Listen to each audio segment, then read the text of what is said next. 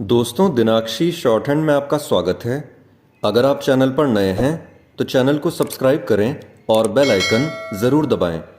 आज की संपादकीय डिक्टेशन 835 शब्दों की एक डिक्टेशन रहेगी जो कि 80 शब्द प्रति मिनट की गति से बोली जाएगी।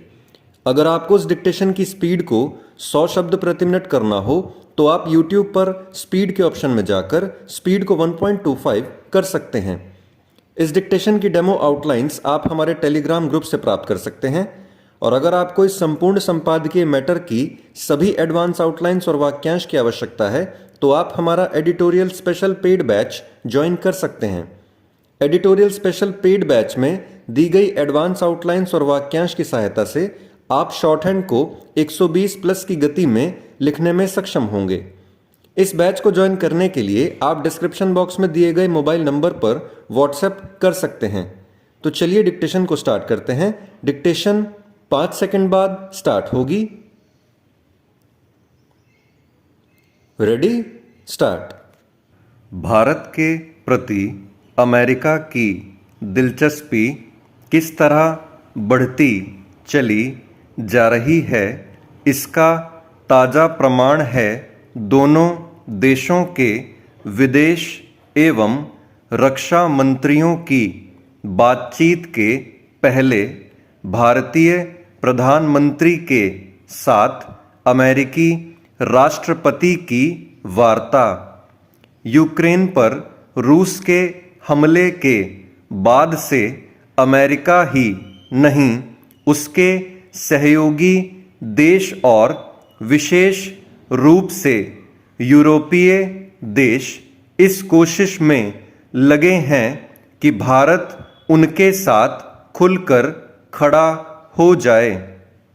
इस कोशिश के बाद भी भारत तटस्थता की अपनी नीति पर कायम है। इस क्रम में वह विभिन्न मंचों पर यह भी स्पष्ट कर रहा है कि तटस्थ रहने का मतलब रूस का समर्थन करना नहीं है। इसकी पुष्टि इससे भी होती है कि वह संयुक्त राष्ट्र मानवाधिकार आयोग में रूस के खिलाफ आए प्रस्ताव पर मॉस्को के यह कहने के बाद भी अनुपस्थित रहा कि जो देश मतदान नहीं करेंगे उन्हें भी वह अपना मित्र नहीं समझेगा।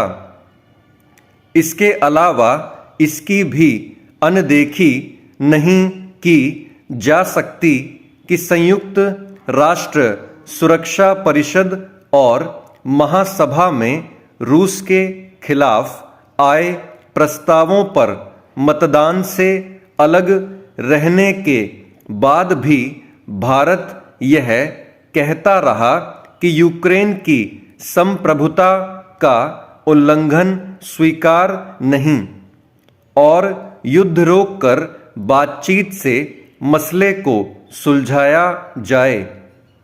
भारत ने यूक्रेन के शहर बूचा में हुए नरसंहार पर भी अपना रोष जताया। पश्चिमी देशों की ओर से यह जो माहौल बनाने की कोशिश हो रही है कि यूक्रेन मामले में भारत रूस का साथ दे रहा है, वह सच्चाई से परे है। इसी तरह रूस से तेल खरीदने के मामले में भी भारत की आलोचना का कोई मतलब नहीं, क्योंकि तथ्य यह है कि यूरोप के देश रूस पर प्रतिबंध लगाने के बाद भी उससे तेल और गैस खरीदने में लगे हुए हैं। इन देशों के मुकाबले भारत कहीं कम मात्रा में रूस से तेल खरीद रहा है। क्या यह हास्यास्पद नहीं कि यूरोपीय देश भारत को जो नसीहत दे रहे हैं उस पर खुद अमल नहीं कर रहे हैं। भारतीय विदेश नीति पर सवाल उठा रहे यूरोपीय देशों से भारत को यह प्रश्न पूछने में भी संकोच नहीं करना चाहिए कि क्या उनमें से किसी ने लद्दाख में चीन के अतिक्रमणकारी रवैये के खिलाफ मुंह खोला।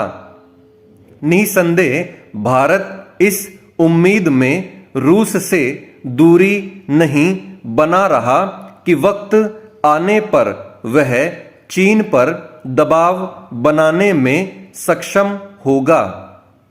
क्या भारत ऐसी उम्मीद यूरोपीय देशों से कर सकता है?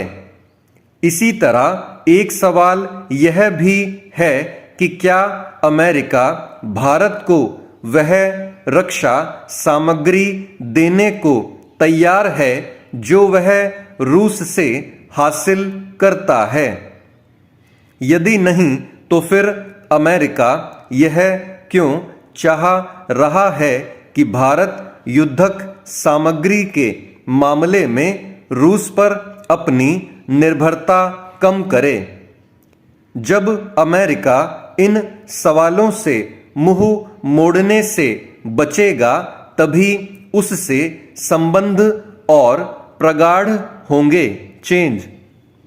झारखंड में बिजली की बढ़ती खपत ने ऊर्जा संरक्षण की ओर ध्यान दिलाया है। केंद्र सरकार का भी यह प्रयास है कि आधिकारिक नवीकरणीय ऊर्जा की दिशा में सभी राज्य आगे बढ़ें। इसके लिए गैर परंपरागत और नवीनतम उपायों पर बल दिया जा रहा है।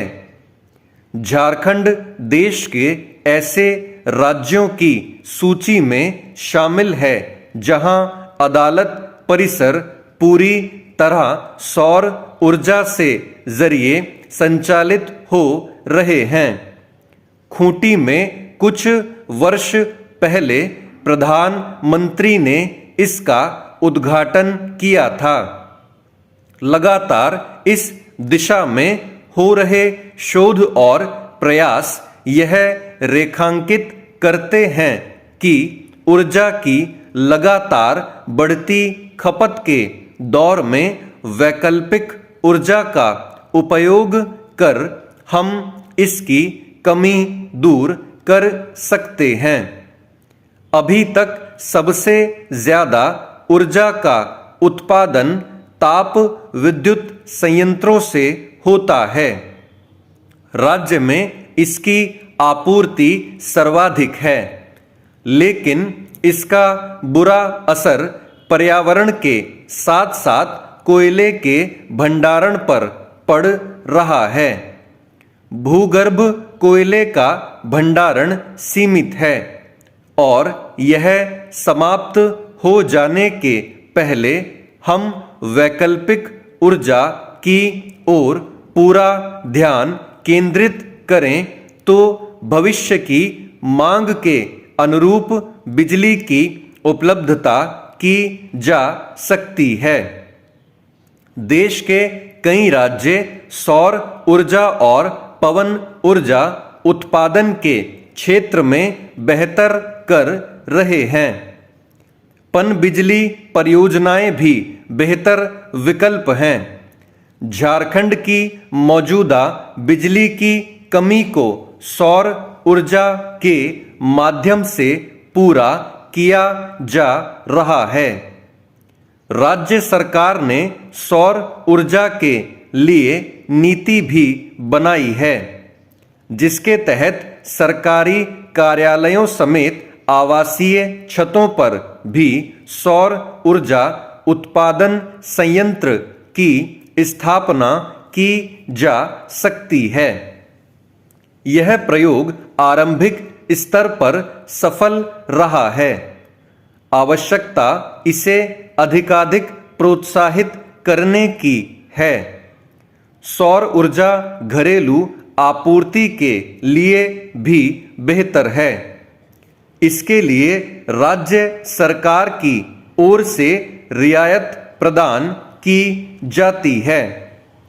मांग से अधिक उत्पादन होने पर इसे बेचा भी जा सकता है।